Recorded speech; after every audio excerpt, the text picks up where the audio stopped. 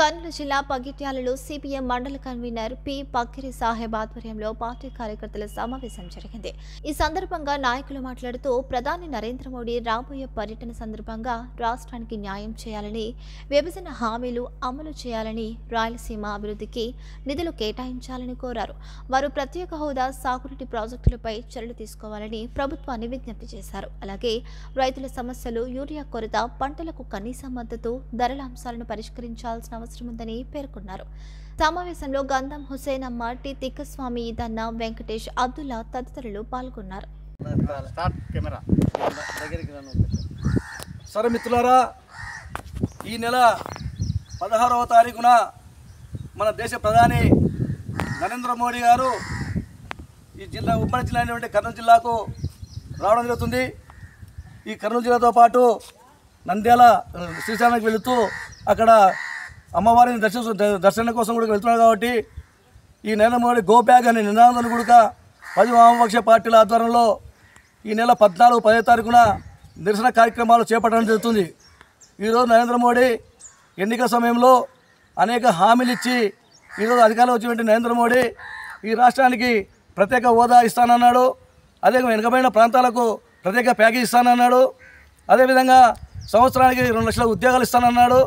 అదేవిధంగా విశాఖ ఉక్కు ఆంధ్రలో హక్కు అని చెప్పడం జరిగింది. అదేవిధంగా కడప స్టీల్ ప్లాంట్ కూడా చెప్పినటువంటి నరేంద్ర మోడీ ఈ సంస్థలన్నీ కూడా ప్రైవేట్ పరం చేసి ఆదాని అమ్మానికి కట్టబెట్టడం జరిగింది. ఈరోజు ఆనాడు నరేంద్ర మోడీ అధికారం చెప్పి వచ్చిన వెంటనే ఈ రాష్ట్రానికి అనేక అభివృద్ధి చేస్తామని చెప్పినటువంటి నరేంద్ర మోడీ ఏమాత్రం అభివృద్ధి చేయకుండా ఈరోజు జిల్లాకు రావడం కూడా మేము వామపక్ష పార్టీలుగా రేపు నుంచి 14, 10వ తారీఖున ఆందోళన చేయబోతుందని చెప్తుంది. ఈరోజు నరేంద్ర మోడీ చెప్తాను, నీకు సిగ్గుందే రావడానికి జిల్లాకు, ఏం సాధించామని చెప్పి ఈ రాష్ట్రానికి ఏమి మేలు చేసామని చెప్పి ఈ రాష్ట్రానికి రావడుతున్నదో ప్రజలకు తెలియజేయాలని కూడా మేము డిమాండ్ చేస్తున్నాం. ఈరోజు రైతుకు అన్నం పెట్టి రైతన్నకు కూడా ఈరోజు రైతు జన్మ అన్నం పెట్టి రైతులకు కూడా ఏమాత్రం ఎరువులు పెంచి ఈరోజు మన ఖరీఫ్ సీజన్లో రైతులకు వరి పంట వేసుకోవడానికి, మొక్కజొన్న పంటకు ఉత్పత్తి చేయడానికి కూడా యూరియా అవసరం. కాబట్టి ఇది రాష్ట్రానికి యూరియా అందుబాటు చేయకుండా రైతులకు యూరియా కోసం ఎంతోమంది ఆందోళన చేసి ఆందోళన చాలామంది గాయాల పాల్గొనడం జరిగింది. యూరియా కోసం చాలామంది రైతులు చనిపోవడం జరిగింది. ఈరోజు రైతులు పండించిన మొక్కజొన్న పంట కూడా పంట రానప్పుడు 2300 ఉండేది. ఈరోజు పంట వస్తే కూడా ఈరోజు దళారులు 1800, 1900 రేట్ వేసుకున్నారు. కాబట్టి తక్షణమే రైతులు పండించిన పంట అన్ని పంటలకు కూడా గిట్టుబాటు ధర కల్పించాలని చెప్పి కూడా మేము డిమాండ్ చేస్తున్నాం. కాబట్టి తక్షణమే వీటిపైన కూడా నువ్వు హామీ ఇవ్వాలని చెప్పి తెలియజేస్తున్నాం. అదేవిధంగా ఈరోజు చాలామంది కూడా ఎందుకంటే రైతన్నలు కూడా అన్నం పెట్టి రైతన్నకు కూడా లేదు కాబట్టి తక్షణమే ఆ హామీ ఇవ్వాలని చెప్పి కూడా సభలో కూడా ప్రకటన చెప్పి తెలియజేస్తున్నాం. అదేవిధంగా కూడా చెప్తున్నాం, నరేంద్ర మోడీ ఈ విధానాలపైన ఇచ్చిన హామీలపైన కూడా ఏమాత్రం హామీ ఇవ్వకపోతే కూడా రేపు జరగబోయే మీ సభను కూడా మేము అడ్డుకుంటామని చెప్పి కూడా మేము సిపిఎం పార్టీగా నేను డిమాండ్ చేస్తున్నాం.